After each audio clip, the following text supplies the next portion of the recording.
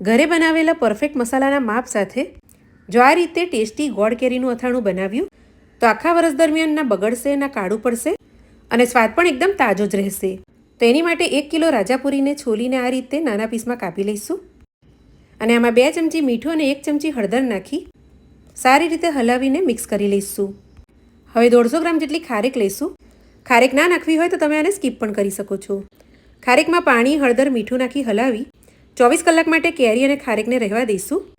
હવે કેરી અને ખારેકનું પાણી નિતારી ખારેકમાંથી ઠળીઓ કાઢી ખારેકને પણ આ રીતે મીડિયમ પીસમાં કાપી લઈશું અને કેરીના ખાટા પાણીમાં અડધા કલાક માટે ખારેકને રહેવા દઈશું. હવે ખારેક અને કેરીને ઘરમાં જ પંખા વગર 4 કલાક માટે સૂકવી લઈશું.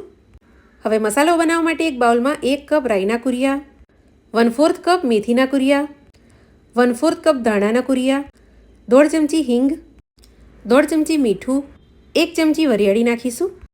હવે 250 ગ્રામ જેટલા સિંગ તેલને ધુમાડા નીકળે એવું ગરમ કરી હલકું ઠંડુ થાય એટલે તજ, લવિંગ અને મરી નાખી કોસીરું ગરમ તેલ રહે એવું ઠંડુ કરી મસાલાની ઉપર નાખી દઈશું.